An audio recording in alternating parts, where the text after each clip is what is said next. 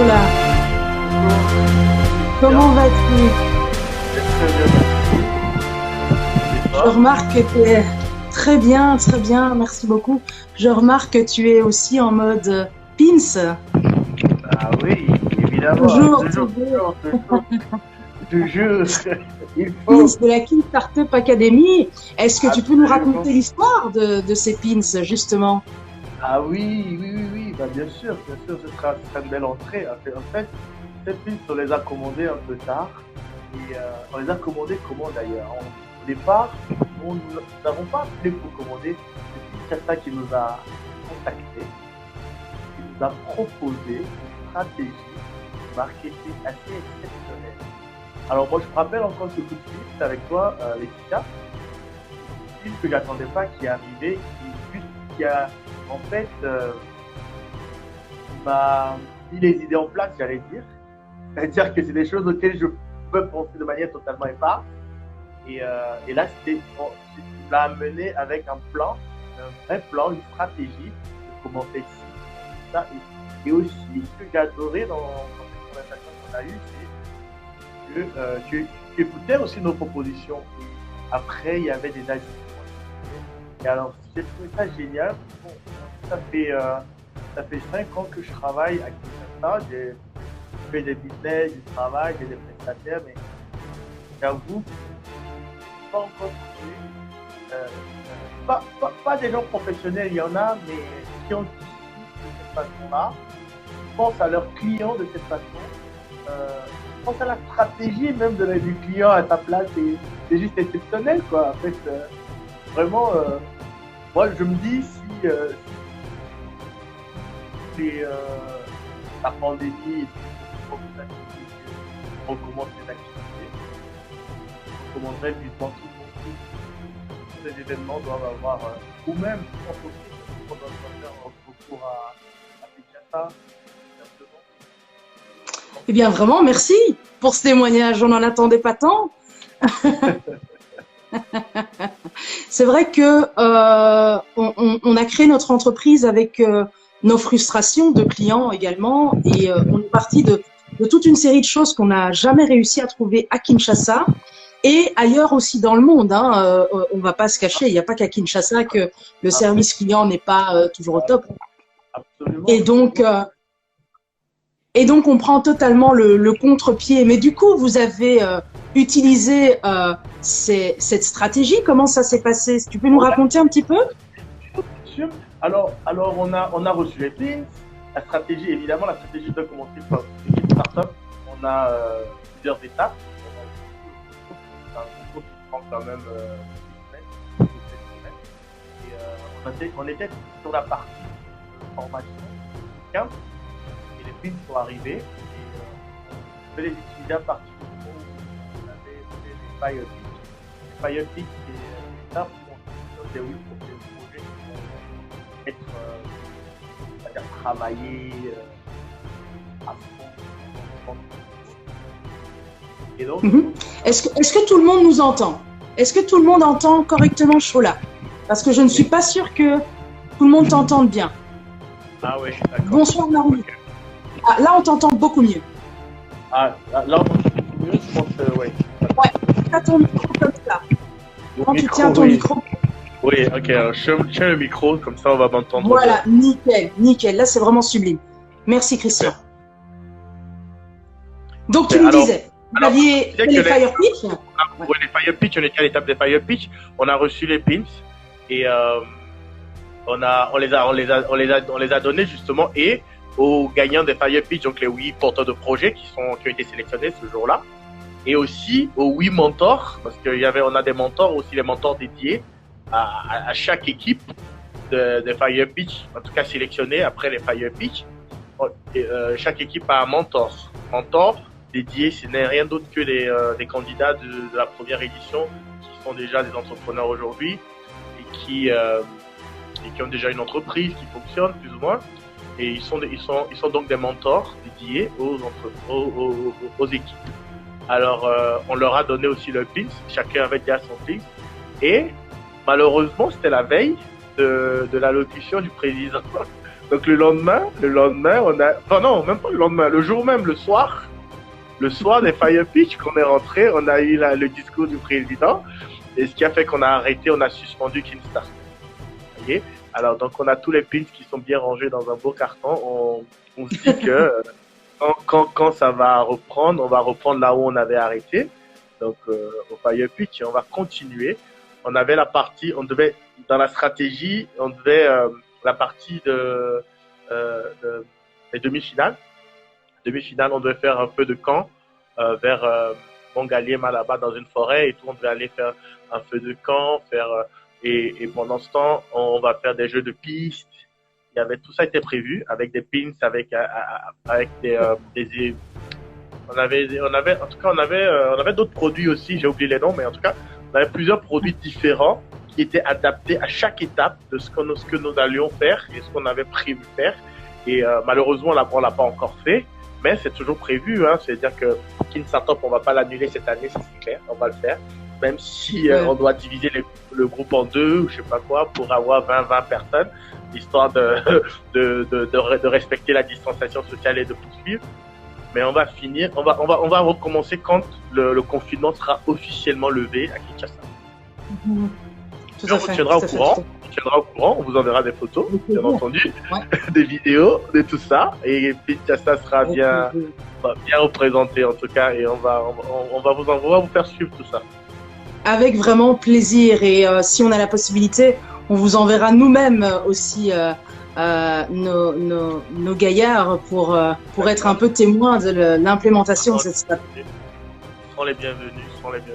Et aujourd'hui, avec la lancée dans laquelle on est aujourd'hui, on va dire de la digitalisation, tout ça, peut-être qu'on fera des lives, hein.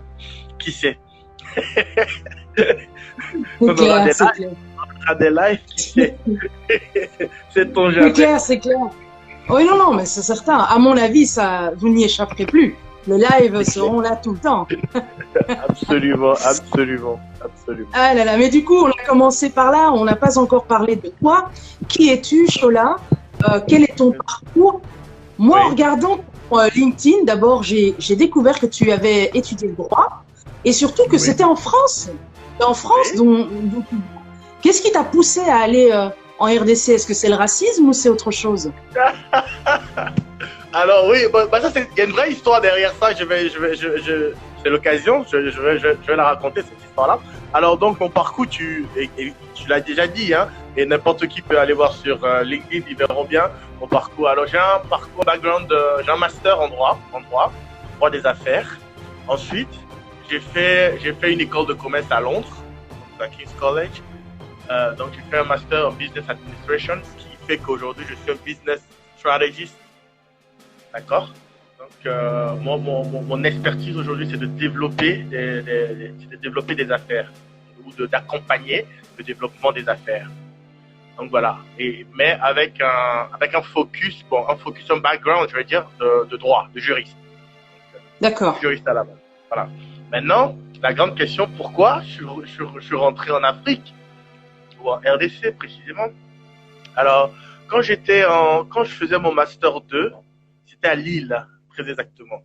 À Lille, tout ce que j'ai fait jusqu'au master 1 à la maîtrise à Paris, et puis je suis allé faire le master 2 à Lille. Lille 2. D'accord. Et quand j'étais dans ma promotion, on était 15 et on était 3 Africains. Il y avait je sais plus, on était 3 Africains. Tous les autres, quand on a fini les 6 mois, où on fait à peu près 6-7 mois de cours théoriques, quand on a fini, il fallait aller en stage. On devait tous aller en stage. Et sur les 12 autres qui sont des blancs, les 12, il restait 12, on était 15. Les 12, il y en a 10 qui sont allés en Afrique. Tous les blancs sont allés en Afrique? Oui. Qui au Kenya, qui en Côte d'Ivoire, bien sûr, c'est extraordinaire, mais c'était pas l'histoire. Et nous les Africains, on voulait peut-être rester, je sais pas. On avait la possibilité d'aller faire notre stage, mais on s'est dit bon non, tu sais comment ça se passe quand on est en Europe, on se dit bon non, c'est mieux de faire son expérience professionnelle d'abord en Europe, Et puis après, on verra, après quelques années, quand on aura travaillé, on pourra maintenant planifier et puis rentrer. Mais moi, j'ai vu ça, je me suis dit qu'il y a quelque chose qui se passe. Et après, le côté raciste, c'était pas tellement, moi je le ressens pas. C'est pas que je ressentais pas, j'avais pas de gros problèmes avec ça. Tout le monde ressentait, tout le monde a ressenti ça en étant africain en Europe, forcément. Tu le ressens d'une manière ou d'une autre, mais c'était pas un gros problème pour moi. Pour ça, c'est un problème, c'est quelque chose que je pouvais facilement surmonter. Mais moi, je me suis dit, les opportunités ne sont pas là-bas pour nous. On a beaucoup plus d'opportunités ici que là-bas. Et c'est ça qui m'a déterminé, moi, peut-être 2 ans, parce que je suis allé faire mon MBA à Londres. Et j'ai travaillé 2 ans à Londres. Donc 3 ans après, je suis rentré en RDC en 2014. Et tu es né en RDC? Tu es né en RDC? Ah oui, quand même. Tu peux vraiment être fort, on ne sait pas te situer. Je suis né à Moscou, j'ai bougé, j'ai vécu aux États-Unis, j'ai pas mal bougé. Ok. Est-ce que c'est ce qui explique ta vision très décalée des choses, tu penses? Est-ce que le fait que tu as fort voyagé est vraiment ce qui te permet d'avoir une perception très différente des choses de la majorité des gens? Parce que nous, c'est ce qu'on a remarqué chez toi. C'est vrai, peut-être, hein, peut-être ça. En fait, moi, je pense, enfin, je ne le fais pas consciemment.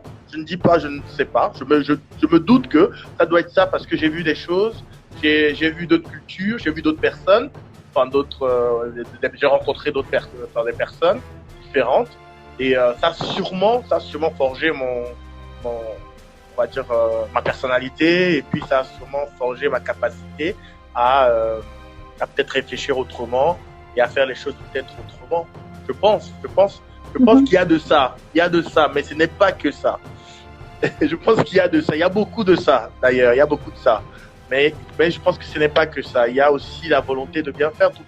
Il y a aussi la volonté de changer les choses, l'envie, la rage même, je dirais, de changer les choses, que les choses évoluent d'une manière ou d'une autre.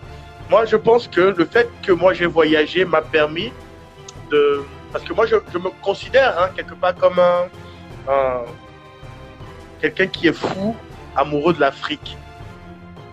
J'adore l'Afrique et c'est le fait d'avoir voyagé qui m'a permis d'aimer l'Afrique. Parce que quand on est là, quand on est dedans, on ne se rend pas compte, on ne voit que les mauvais côtés.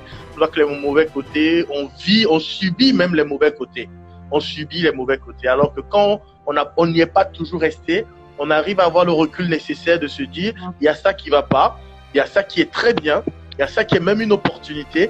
Et maintenant, comment fait-on pour arranger ce qui ne va pas? Vous voyez, on a ce recul-là. Mais quand on est né là, on est resté là tout le temps, c'est pas mauvais, je dis pas, mais en fait, il faut faire un travail d'avoir ce recul maintenant nécessaire qui permet de ne pas subir les mauvaises choses qui se passent.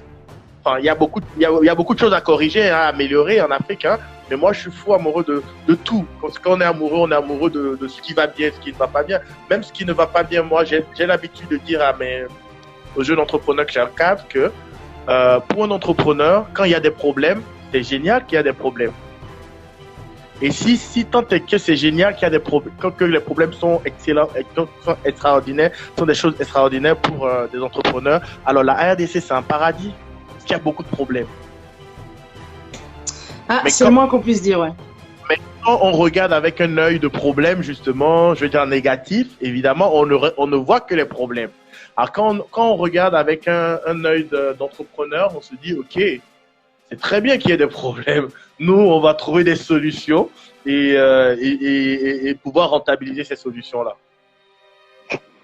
Et justement, toi, tu es allé vraiment au cœur de l'Afrique, celle qui a, on pourrait dire de loin, celle qui est considérée comme ayant le plus de problèmes, la RDC. Pourquoi la RDC? Pourquoi pas un autre pays d'Afrique? Pourquoi la RDC? Pour plein de différentes raisons, hein. Parce que j'ai de la famille, parce que j'avais aussi des opportunités, parce qu'il faut avouer que j'ai pas toujours été entrepreneur, j'ai travaillé aussi, j'étais consultant dans une boîte dans une boîte internationale ici. Donc, je suis venu aussi pour ça. J'ai travaillé. Donc, et aussi, voilà, je trouvais je trouvais clairement, hein, moi, dans ma vision, que si on change les choses en RDC, ça va rejaillir sur beaucoup de pays d'Afrique. Hein, pour moi, c'était quelque chose. La RDC représente quelque chose de très primordial pour l'Afrique. Et d'ailleurs, moi, j'ose même dire que ce n'est pas seulement pour l'Afrique. Hein. La RDC, c'est pour le monde. On se rend pas compte, mais le développement de la RDC est déterminant pour l'avenir du monde. Moi, je veux oser ça. Je ne sais pas me dire basé sur des faits très objectifs, mais je le ressens tout court. Et du coup, voilà toutes les raisons pour lesquelles non seulement je suis venu, mais que je suis resté surtout. Je suis resté surtout parce que j'y vois beaucoup d'opportunités, j'y vois un accomplissement de ma vision. Et voilà, et j'adore ce pays tout simplement. Et du point de vue, parce que tu nous expliques que tu n'es pas arrivé en RDC en tant qu'entrepreneur, les opportunités étaient déjà là et donc tu es venu en RDC saisir des opportunités qui t'ont déjà été présentées. Comment est-ce que tu as fait le switch entre consultant à l'intérieur d'une boîte internationale et tu as fait le saut vers l'entrepreneuriat? Alors, bon, en fait, ça s'est fait avant même que je ne commence à cette mission-là. Je m'étais donné un deadline. Hein. Je vais faire cette mission, mais c'est 2 ans. J'avais déjà, quand je suis fait mes études à Londres, j'avais déjà créé une start-up qui a plus ou moins fonctionné, qui s'appelle qui a plus ou moins fonctionné jusqu'à un niveau. Après, ça n'a plus très bien fonctionné. Ça, je dois le dire. Et ensuite, je suis retourné donc, comme consultant dans cette boîte-là. Et je m'étais donné 2 ans. Je me suis dit, OK, au bout de 2 ans, absolument que je quitte, que je monte ma boîte. Et au bout de 2 ans, c'est ce que j'ai fait. Donc, en fait, ça a été vraiment un planning. C'est pas du tout quelque chose qui est arrivé comme ça. C'était vraiment un plan. Je m'étais dit, et la boîte que je m'étais fixé de créer, c'était un cabinet de formation. OK. En RDC, c'est ce qui est le plus important.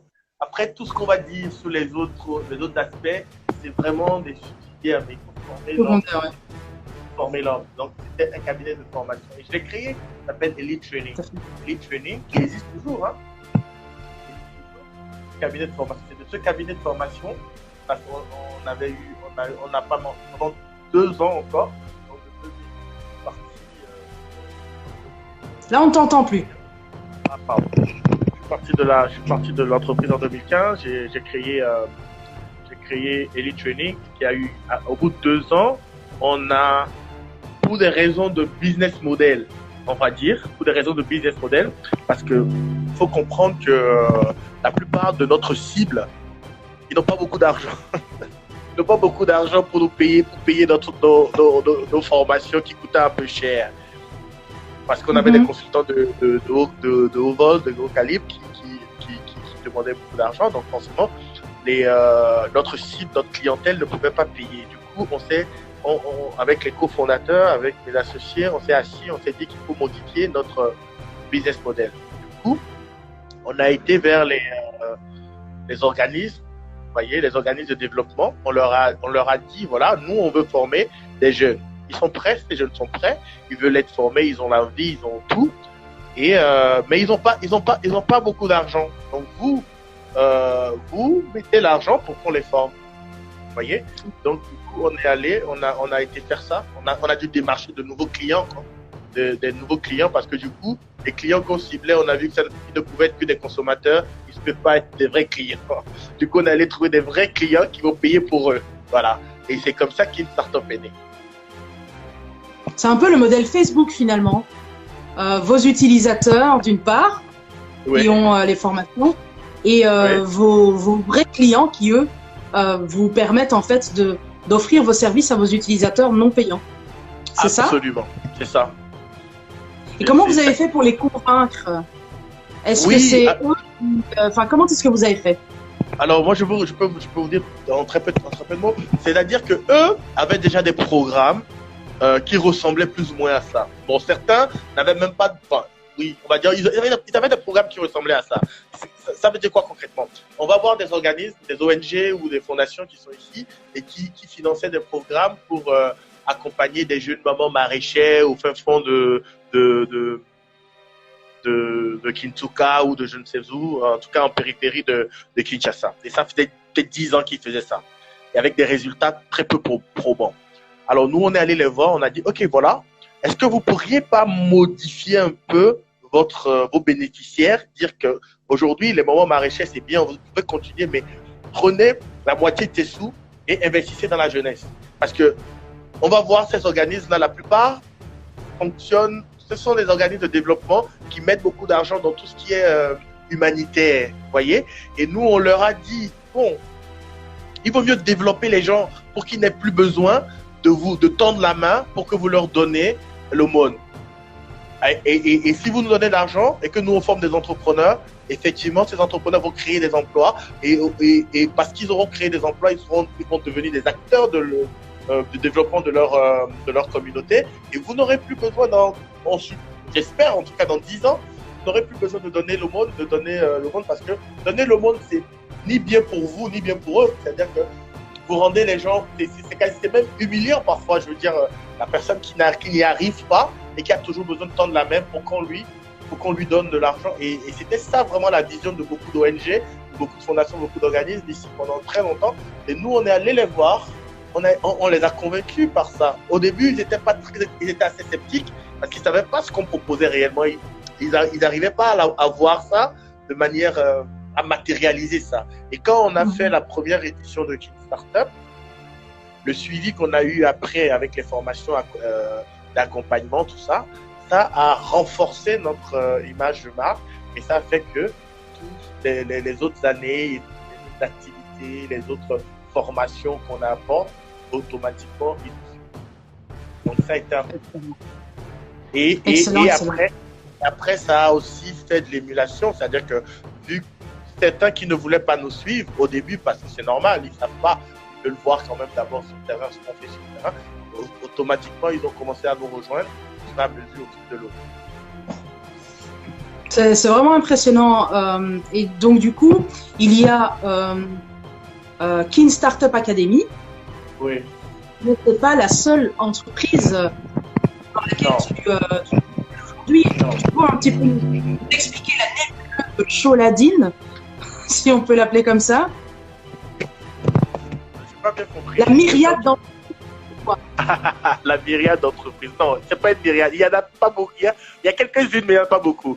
Alors moi, dans mon parcours déjà, je fais un peu de la genèse. Donc, juste après le MBA, parce que ça c'était une obligation, on devait créer une entreprise avant de sortir. C'est un peu ça notre travail de fin d'année. Hein.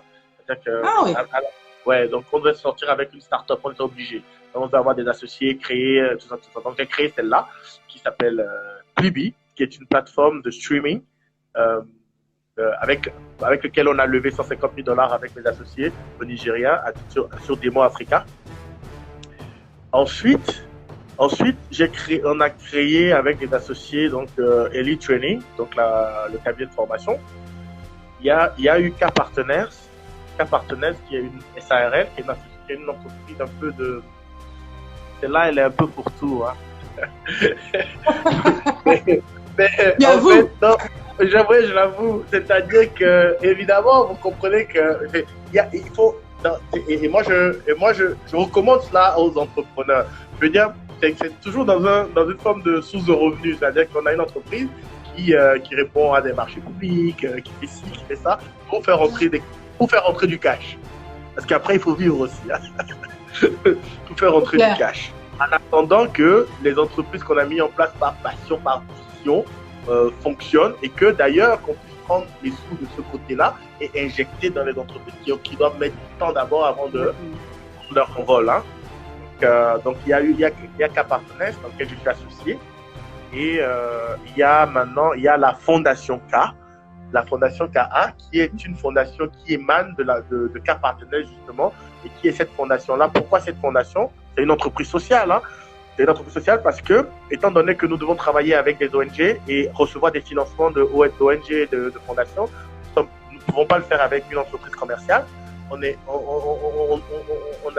pas été obligé, mais on a créé une entreprise sociale qui s'appelle la Fondation K. Et c'est la Fondation K qui fait Kin Startup Academy et qui fait Kin Innovation Forum. Ok, je vois. Et justement, Kin Startup Academy et Kin Innovation Forum étaient prévus pour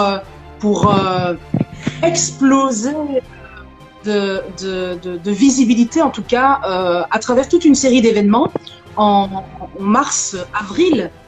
Comment est-ce que vous avez fait pour vous adapter à la nouvelle situation due au Covid? J'espère qu'on est toujours connectés. En tout cas, nous, on te voit juste assez. Non, oui. On est toujours là. Et on te voit. Vous me voyez? On te voit. Peu, hein. Ouais, mais juste assez. Juste assez. Pas de souci. Un petit moment. Ok, pas de souci. Ça, c'est un peu les aléas du direct. Hein, donc, je suppose que Chola va retrouver le chemin vers la luminosité. C'est l'occasion pour moi de vous dire que vous pouvez poser vos questions dans les commentaires. Et, dans la mesure du possible, on les posera à Chola pour qu'il réponde. On a qui fait ça. Je crois qu'on a perdu le courant. Vous me voyez là? Là, c'est mieux? Oui, là, on voit très bien. D'accord. Très bien. Je pense que... Ok. Donc, Alors, comment vous êtes adapté au Covid? Kin Startup Academy et Kin Innov Forum, qui devait se dérouler dans le tout nouveau musée national d'ailleurs. Oui, absolument. Et comme je vous le disais au tout départ, on était en plein Kin Startup quand le Covid.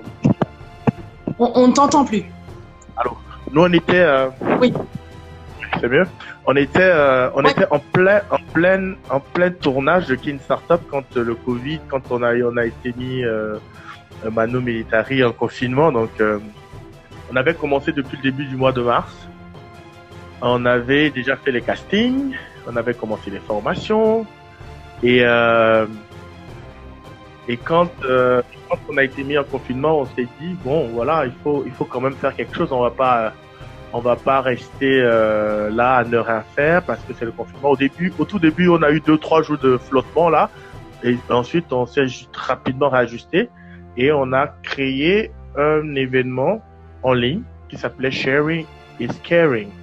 C'est-à-dire que dans le Kin Startup classique, dans la partie en présentiel, on a d'habitude des mentors qui viennent chaque soir pendant les formations, tous les soirs. À la fin de la journée, on a un mentor qui vient, qui passe 1 heure de temps avec les candidats pour leur expliquer un peu leur parcours, comment ils en sont arrivés là où ils en sont. Et ainsi de suite. Donc, on a mis ça sous la forme de webinar, d'accord? Et on a reçu pendant 2 semaines 12 mentors et pas des moindres, donc des acteurs assez reconnus de la place dans l'écosystème entrepreneurial. Donc, on les a reçus chacun pendant 1h30 avec les candidats de Kin Startup. La particularité qu'on a mis dedans, c'était que juste après le webinar, on les insérait dans un groupe WhatsApp et il y avait un after webinar dans lequel les candidats pouvaient poursuivre les questions pendant un bon moment quand même avec le mentor jusqu'à ce qu'après on enlève le mentor du groupe WhatsApp. Donc ça a été quelque chose de très réussi. Les mentors ont adoré, les candidats aussi ont adoré. On a eu pas mal de super feedback de toutes les personnes qui ont suivi. C'était quand même des réunions restreintes, c'était pas public, c'était que pour Kin Startup. Et on évitait beaucoup de monde quand même qui venait sur peut-être des réunions Zoom. Hein. On a reçu des gens comme Schoolab, on a reçu Steve Munga de Cinekin, on a reçu Chris Brochek de l'African Digital Academy, je crois. de Brazzaville, on a reçu les gens on a reçu Joël Ditoutou de Bruxelles, Meta de Bruxelles, Badila de Paris. On a reçu beaucoup de gens, on a reçu beaucoup des mentors, vraiment des gens qui ont pu apporter beaucoup de choses aux candidats. Et on s'est dit bon voilà, ça c'était ce qu'on pouvait faire pour Kinstartup, parce que nous on tient quand même absolument à continuer Kinstartup, parce que c'est quelque chose qui a été réfléchi en présentiel et qui peut pas se faire, on va dire, totalement en distanciel. Alors donc mais on avait prévu aussi Kininov. On avait prévu Kininov au mois de mai, qui devait se tenir au mois de mai, à la fin du mois, du 28 au 30 mai, au Musée national, comme vous l'avez dit. Et du coup, on a reporté, clairement, comme tout le monde, on a reporté. On a un peu reporté s'inédier. On se disait que ça pouvait être à la fin de l'année, mais on ne sait pas à quel moment encore. Tout dépendra de la situation, de l'évolution de la sanitaire, quoi. Et du coup, on s'est dit, bon, ok, voilà un événement qu'on a prévu de longue date. On a teasé pas mal, on a donné envie à beaucoup de gens.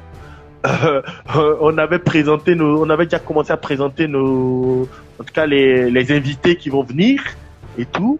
On avait déjà du coup, on s'est dit, il faut quand même proposer à la place, il faut proposer quelque chose. Pas pour remplacer le forum, parce que on peut pas remplacer un grand forum comme celui-là et le faire totalement en ligne, mais on propose quelque chose de plus modeste, de plus petit, mais qui va sortir un peu de l'ordinaire de tous les lives, parce qu'on a beaucoup de lives aujourd'hui, et on s'est dit, bon, nous, si on arrive comme un forum de l'innovation, il faut forcément qu'on apporte une petite innovation. C'est comme ça que Ishango Live Days est né. D'accord. Ishango qui était le thème originel de cette édition-ci de King Forum.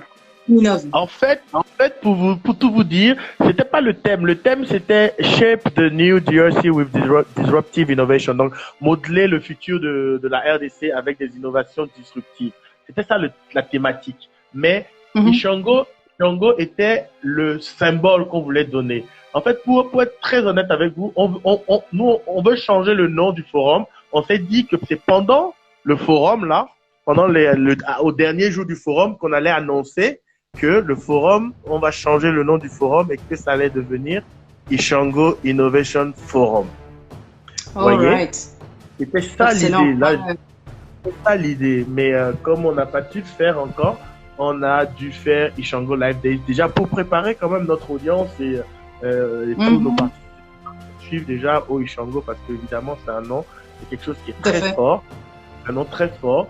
Et ce que je dois vous confier aussi, c'est que quand on a commencé à parler d'Ishango, alors 80% des gens à qui on parlait ne savaient pas ce que c'était Ishango. Dingue, oui.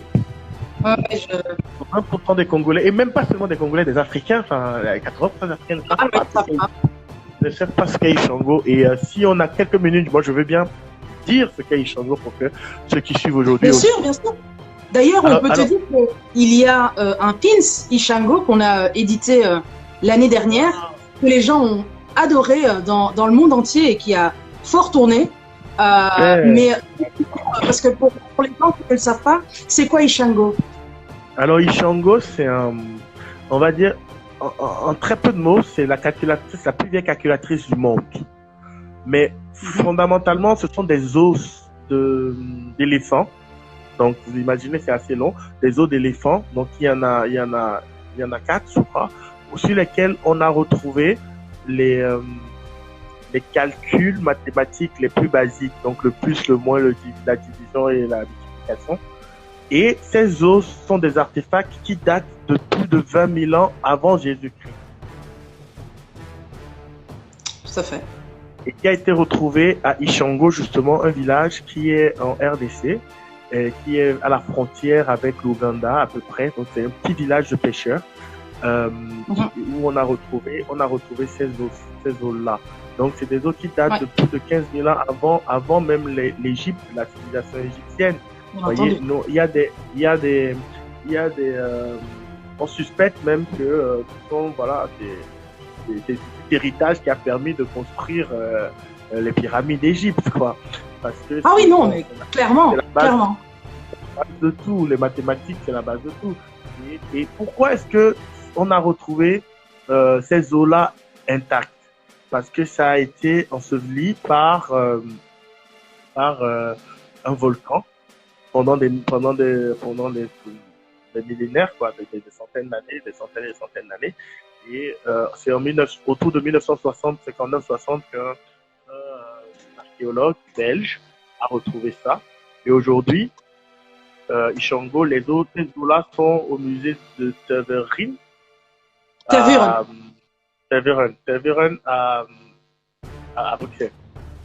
À Bruxelles, oui, tout à fait. Notre idée aussi était qu'on voulait faire une table ronde pendant le forum pour faire un plaidoyer que ces zones-là reviennent de temps en temps. Pas qu'on les rende, mais que par exemple pendant l'été ou je ne sais pas, à un moment donné de l'année, pendant 2 mois, que ça vienne en Afrique pour que les jeunes Congolais, même les plus très jeunes, puissent aller voir et comprendre ce que leurs ancêtres ont fait. Ça va leur donner, une forme de fierté et comme une responsabilité de faire les choses bien. Parce que tout de suite, quand tu te dis, ah tiens, mes ancêtres ont été à la base de l'ordinateur que j'utilise aujourd'hui. Donc, forcément, ça c'est quelque chose, c'est une forme de fierté qui te donne une responsabilité de faire les choses, d'innover. Nous, en fait, pourquoi est-ce qu'on prend quelque chose d'aussi vieux pour parler d'innovation? Parce qu'en fait, pour innover, il faut avoir des bases. Pour vraiment être dans l'innovation, il faut avoir des bases. Et nous, on essaie de trouver des bases qui nous sont plus adaptées. En fait, c'est ça. C'est là qu'on a choisi ce beau symbole qui est Ishango. Donc, excellent. Donc, on a pensé à Ishango Live Days, puisqu'il fallait faire un forum en ligne.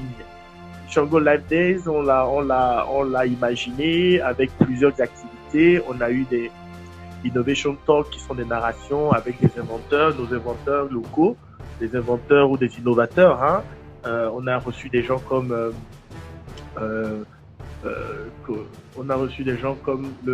monsieur de Sam Yongo qui a inventé le Power Johnson Box. On a reçu les jeunes Nathan et Giovanni qui ont fabriqué le Safe Gate pendant le Covid maintenant. Parce que en fait, ils ont fabriqué un portique qui vous désinfecte les habits et les chaussures avant de rentrer. Donc, c'est des portiques qui peuvent être mis devant des bureaux, devant des immeubles d'habitation ou même devant des événements. Donc, c'est ce que moi, je leur ai recommandé de faire ça, de louer ça pour les événements. Comme ça, on est sûr que tous ceux qui entrent dans l'événement ont leur habits et leurs chaussures sont désinfectés. Donc, c'est quelque chose d'extraordinaire qu'on a voulu mettre en avant. Parce que l'objectif même de Keen Innovation Forum, c'est de faire la promotion des innovations et des inventions que nous avons dans nos quartiers, dans nos communes et que personne ne taille d'importance. C'était de mettre ça en avant, justement. Et aussi, l'autre objectif, c'est en mettant en avant les innovations qui existent, c'est de stimuler, de donner envie à d'autres personnes aussi de leur dire que c'est possible, quoi, de leur donner le courage de dire que, ok, écoute, il n'y a pas que les autres qui innovent, il n'y a pas que les autres, il n'y a pas que les autres peuples, parce que en fait, c'est ça qui manque à notre jeunesse, en fait. C'est le courage, c'est, en fait, la confiance. Voilà. Ils ont les capacités, mais ils n'ont pas la confiance nécessaire de se dire que eux peuvent faire. Voyez? Et c'est sur ça que nous, on est en train de travailler réellement. C'est cette confiance-là qu'on veut leur redonner vraiment. Parce que c'est une confiance qui a été, il faut le dire, hein, qui a été sapée, on va dire, parce qu'à l'école aujourd'hui, à notre école, hein, en Afrique en général, on nous apprend que l'esclavage est une colonisation. Et quand on apprend l'esclavage et la colonisation à quelqu'un en lui disant que c'est ça son histoire, cette personne ne peut difficilement avoir confiance en lui et dire, ok, moi je peux créer des choses qui vont révolutionner le monde. Parce que c'est le but, ce n'est même pas de révolutionner la RDC, c'est de révolutionner le monde. Sinon, c'est ce qu'on leur dit, c'est qu'il faut que vous laissiez des empreintes que les gens dans le monde entier, on pourra dire que quelqu'un en RDC, au fond de la RDC, a fait quelque chose qui a révolutionné notre vie. Voyez? Et donc voilà un peu le but. Donc, le Django Live Days a duré 6 jours. Oui. A eu 12 activités, 6 formations.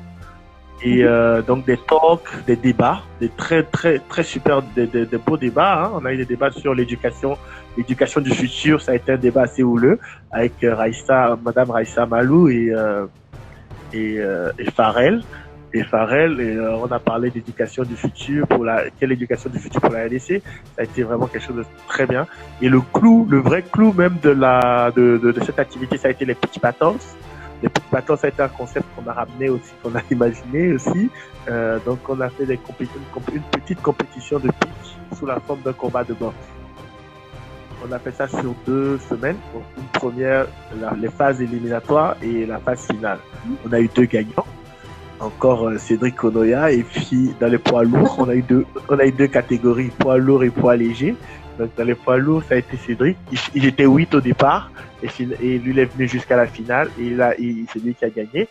Et dans les poids légers aussi, on a eu Yedidia, un nouveau entrepreneur qui a beaucoup de potentiel, qui arrive aussi avec vraiment quelque chose une belle personnalité, vraiment quelqu'un de très déterminé, de courageux, qui a un projet magnifique, une innovation terrible. Il fabrique des sacs en papier, mais très très solides, dans lesquels vous pouvez mettre une brique.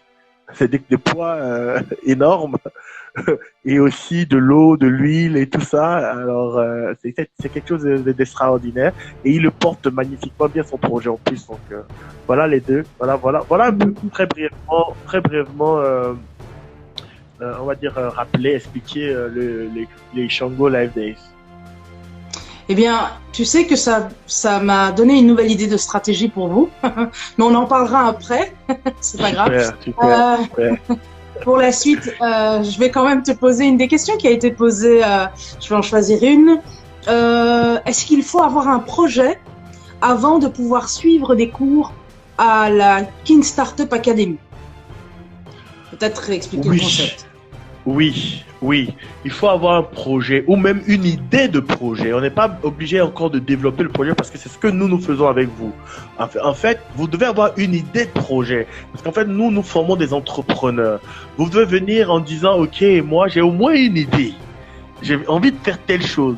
Ça ne veut pas dire forcément que vous allez faire la chose que vous aviez eu envie de faire. Nous, on va vous amener, mais il faut que vous partiez sur parce que, en fait, pourquoi est-ce qu'on exige ça?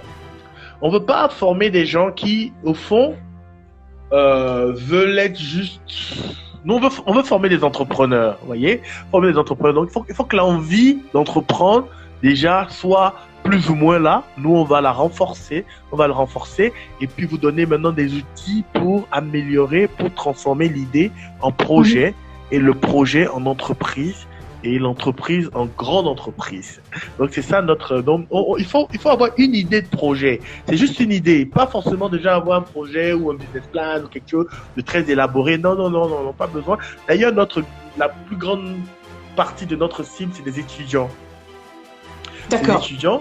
Ces étudiants, nous allons les sensibiliser en leur disant quand vous êtes à l'université, vous pouvez déjà avoir des idées d'entreprise. Ça vous permettra quoi? En fait, à la fin de vos études, si votre idée est assez développée, et vous avez l'option, vous avez le choix d'aller travailler comme tous les autres ou de dire OK, moi je vais poursuivre avec mon entreprise. Mais ça fait que vous avez déjà 4 ans pendant tout votre cursus universitaire, vous avez eu tout ce temps pour aussi développer un projet à côté. Parce que la plupart du temps, qu'est-ce qui se passe aujourd'hui? C'est quand les gens finissent totalement et qu'ils ne trouvent pas d'emploi, qu'ils commencent à réfléchir, à dire, ah, tiens, je peux aussi être entrepreneur, pourquoi pas? Vous voyez? Alors que nous, on veut leur dire maintenant, juste à l'entrée de l'université, commencez tout doucement à réfléchir, à regarder. Et en plus, l'université, la fac, est un endroit génial pour avoir des idées de projet. Rien que dans la fac, les étudiants, vos collègues étudiants, parfois on a des facs comme Unikin par exemple où les étudiants sont au nombre de 25 000. Donc vous n'avez même pas besoin d'aller vendre ailleurs votre produit ou votre service. Si vous avez, Voilà, un micro-marché extraordinaire qui peut vous permettre de développer, de tester votre produit et tout ça. Et à la sortie, une fois que vous avez quitté, quand vous voulez attaquer le grand marché, ce sera plus facile pour vous parce que vous avez déjà testé en miniature votre produit, votre service. Donc, nous, on communique beaucoup sur ça. Et aujourd'hui, on a la chance que au Parlement, il y a une loi d'ailleurs qui est en train d'être mise en place là pour ça, justement, pour le statut d'étudiant entrepreneur, qui permettra aux étudiants d'être entrepreneurs officiellement. C'est-à-dire qu'ils ont des heures où on les libère pour qu'ils aillent s'occuper de leur projet. Excellent. Ouais. Excellent, excellent.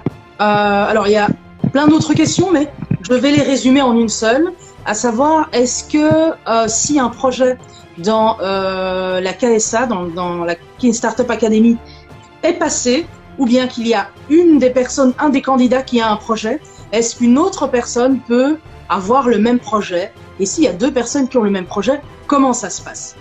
Je connais déjà la réponse, mais à toi de la donner. Bon, non, d'ailleurs, il y a plusieurs réponses à ça. Hein. D'abord, Kin Startup, on a un côté, une particularité, j'allais dire, c'est de forcer les gens à travailler en équipe. Exactement. De leur dire que c'est très important de travailler en équipe parce que c'est l'un des vrais défauts que nous avons tous, nous les Africains en général et en RDC très particulièrement. Les gens, quand ils ont des idées, ils veulent être seuls à avoir leurs idées, seuls à développer et on veut être tous des CEO. Alors que quand on est en équipe, on a plusieurs idées, il y a le cerveau collectif, chacun apporte des choses et c'est très important de pouvoir compter sur d'autres personnes quand on est en train de monter son entreprise. Il ne faut pas être seul. D'accord? Et donc, nous, à Kin Startup, quand vous avez une idée que d'autres personnes ont la même idée, souvent, on essaie de vous mettre en équipe pour que vous travaillez en équipe. Mais en fait, on ne veut pas non plus vous brimer en disant que ok, il faut absolument travailler. En fait, on vous propose de travailler en équipe, mais en travaillant en équipe, vous pouvez vous rendre compte finalement que non, vous pouvez pas travailler avec celui-là parce qu'on peut pas vous forcer à avoir des associés. Hein. Vous pouvez pas travailler, mais que vous allez travailler seul. Nous, on continuera à vous accompagner, qu'importe que vous soyez 2 personnes à avoir les mêmes projets. Tout ce qu'on va faire, c'est qu'on va vous dire, il faut que chacun ait une particularité dans son projet. On peut avoir les mêmes idées, mais apporter des innovations différentes, apporter des touches différentes pour que sur le marché, vous puissiez vous distinguer. Que vous ne venez pas tous les deux avec le même projet, la même façon de vendre, le même business model, enfin, tout pareil. On peut avoir la même idée à la base et maintenant se distinguer avec des petites innovations par-ci par-là. Donc, en fait, pour conclure, je réponds à cette question en disant que vous pouvez avoir des projets similaires. Nous, on va vous aider à vous distinguer, à avoir des particularités, parce que tout projet doit avoir son uniqueness. Comme on dit en anglais, uniqueness. USP. Okay. oui.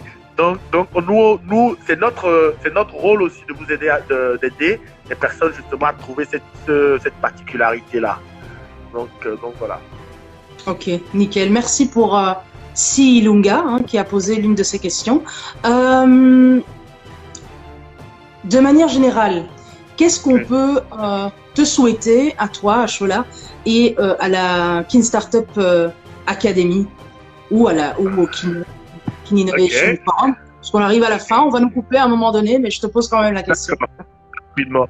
Ce qu'on peut nous souhaiter aujourd'hui, nous, notre vision, c'est de couvrir la RDC, de pouvoir offrir nos services à tous les jeunes qui ont envie d'entreprendre, qui puissent avoir les outils, qui puissent être encadrés de manière sérieuse et que à la suite de cet encadrement, qu'il n'ait plus de complexe par rapport aux autres jeunes d'Afrique et du monde. Ça, c'est la première chose. Donc, de nous souhaiter vraiment de couvrir la République pour que chaque jeune dans tous les coins de la République qui ont envie et qui ont envie d'entreprendre puissent bénéficier de nos formations, de notre accompagnement. Ensuite, pour Kin Innov, on voudrait bien se positionner comme l'un des plus grands forums sur l'innovation, non seulement en RDC, mais en Afrique. En Afrique, c'est-à-dire que tous les jeunes Africains puissent venir montrer leur innovation, dire qu'ils ont innové dans tel domaine, dans tel domaine, dans tel domaine, et que ce soit la plus grande messe de l'innovation, pas seulement technologique, hein, c'est pas l'idée chez nous ici, c'est pas seulement la tech, non, on a une partie tech évidemment il faut, mais l'innovation sur des sujets de chaque jour, des thématiques de chaque jour, des produits de chaque jour, c'est trouver des innovations dans tous les domaines de notre vie, quoi. Et c'est ça, c'est vraiment ça. On veut se positionner vraiment comme l'un des plus grands forums en Afrique, pas que en RDC. Wow. Donc, voilà notre vision. Si vous le souhaitez de l'accomplir, ce sera génial. On va vous le souhaiter. Et de manière générale, si tu pouvais donner un conseil à, on va dire, un Africain qui veut s'investir, pas nécessairement investir de l'argent, mais s'investir dans l'entrepreneuriat en RDC, qu'est-ce que tu lui donnerais comme conseil pour ne pas commettre une des erreurs peut-être que toi tu as commises? Alors, bon, en fait, moi je pense que la RDC c'est un grand pays d'opportunités, mais en même temps elle est très demandeur. Il faut aussi donner ça c'est de ma propre citation, je pense que en général, hein, c'est-à-dire que l'Afrique, il y a beaucoup d'opportunités, mais pour les saisir, il faut donner, il faut vraiment donner de son énergie, hein, de son temps, beaucoup d'énergie pour pouvoir tirer un vrai profit durable des opportunités qu'il y a en RDC. Donc, si quelqu'un veut s'investir, je vais lui dire très bien, c'est magnifique parce que c'est clair que c'est une terre d'opportunité, il faut le faire, mais il faut se préparer à aussi donner, vraiment donner, pas que d'argent, mais en tout cas donner de l'énergie, donner beaucoup pour pouvoir tirer le vrai profit, le profit durable pour pouvoir, pour tirer un vrai profit de ce que la RDC peut donner ou que l'Afrique peut donner. Il faut pouvoir être prêt justement à donner. Donc, si je dois conseiller quelqu'un, le conseil serait venir les yeux fermés, hein, de se préparer à recevoir des coups, à recevoir des coups. Il faut apprendre à en donner aussi, je crois. Carrément, moi je te croyais pas. Donc tu donnes quand même des coups de temps en temps. Non, moi j'en donne pas, mais je peux pas conseiller aux gens de ne pas en donner parce qu'après chacun sa personnalité. C'est-à-dire que si je donne un conseil, c'est de dire ok, vous allez recevoir des coups, mais si vous n'en donnez pas, après vous allez disparaître, hein. Moi j'en donne pas, parce que c'est ma personnalité, je ne sais pas donner de coups aux autres. J'en reçois de temps en temps, je les prends. Un peu comme quelqu'un à qui on jette des pierres, je prends ces pierres là, je construis des murs avec ça, hein.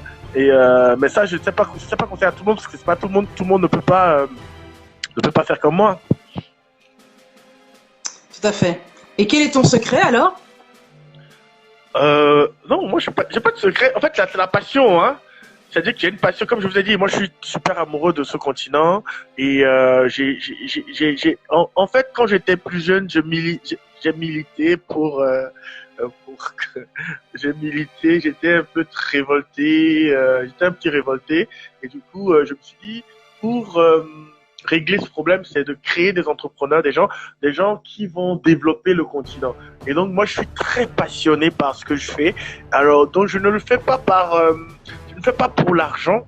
Je veux bien gagner ma vie, je suis sûr que je vais bien gagner ma vie. Mais ce que je fais, je ne le fais pas pour l'argent. Je le fais d'abord pour aider et pour une vision beaucoup plus noble. C'est-à-dire que moi, j'aimerais voir, je ne sais pas si je vais voir, mais j'aimerais voir un pays, la RDC, qui développe l'Afrique, qui permet que l'Afrique se développe. Et ça, c'est les personnes, les entrepreneurs que nous allons former, que nous formons aujourd'hui, c'est ces personnes-là qui vont accomplir ça demain. Hein, ou d'autres, eux, ils vont transmettre, nous, on va leur transmettre cette passion, eux, ils vont transmettre à d'autres, et au fur et à mesure, ça va se passer. Donc, si je dois dire que j'ai un secret, c'est cette passion-là. Cette passion. La passion et l'énergie, parce que si il y a bien mais la passion vient avec l'énergie. L'énergie vient avec la passion. De la selle, quoi, c'est pas possible. Je pense que l'énergie vient avec la passion. Quand on a la passion, moi je peux vous dire, hein, très honnêtement que quand je travaillais, je n'avais pas cette énergie-là. Hein. Parce que je n'avais pas cette passion, je n'aimais pas tellement ce que je faisais. Ça, c'est vraiment, je n'aimais pas tellement. Alors du coup, j'avais pas cette énergie-là. Aujourd'hui, j'adore tout ce que je fais et du coup, je ne me réveille jamais en me disant putain, je vais aller faire ce boulot-là. Non, c'est pas un boulot pour moi, quoi. C'est pas du travail pour moi. C'est vraiment très passionnant que je fais. Donc l'énergie vient avec. Je pense que l'énergie vient avec ça. Quand on a la passion, quand on aime ce qu'on fait, automatiquement on a assez d'énergie à y mettre. Hein. Surtout quand on a un objectif bien clair, bien déterminé où on veut aller. Justement, on trouve l'énergie, on va la chercher au plus profond de soi pour y arriver. Hein. Eh bien, écoute, sur ces mots, on va tout simplement te dire au revoir et un grand merci à toi d'être revenu dans l'émission parce que on t'aura avoué qu'en fait le précédent enregistrement n'a pas résisté. Donc on a refait un enregistrement maintenant. En tout cas, sache que tu es le bienvenu dans nos futures émissions si tu l'acceptes. Absolument. On ne t'entend plus. Non, moi je dis absolument, j'aimerais bien que s'il y a d'autres occasions, j'aimerais bien avec grand plaisir venir échanger avec vous sur toute cette thématique. Et c'est moi qui vous remercie de m'avoir reçu dans une Client to Trust. C'est une idée géniale, hein. Je l'avais dit la dernière fois et je voudrais bien le redire aujourd'hui. C'est une idée géniale, très particulière. Moi j'ai adoré, je me dis vraiment c'est quelque chose d'extraordinaire. Mais bon, je comprends bien ça vient de toi, donc forcément, je sais que tu as des idées très géniales. Donc, merci. Donc non, c'est quelque chose de très bien pour les clients. Les gens ne mesurent pas aujourd'hui la valeur du client et ce type d'activité montre à d'autres. C'est pas seulement pour vous, vous allez gagner, c'est vrai, vous gagnez mais vous allez voir ça doit en inspirer d'autres. Et moi, même dans des formations, je fais cas de ça, je leur dis de voir, regardez ça, comment on traite un client. Quand on parle de client, comment on peut traiter un client, c'est un exemple que je donne dans mes formations. Donc c'est pour vous dire quoi, pour vous dire ce que vous faites, c'est génial, extraordinaire. Merci. Eh bien, sur ce, on va continuer. Merci infiniment, Chola. Merci pour ce que tu as apporté à tous les téléspectateurs. Sachez que pendant 24 heures, le live sera encore disponible sur Instagram et au-delà, on le gardera pour la postérité. Donc, vous pourrez bientôt le voir sur notre chaîne YouTube de Pinchassa. Donc, Chola, tu ne disparaîtras plus jamais de nos antennes. En tout cas, encore un grand merci et merci à vous tous aussi chez vous. Ciao.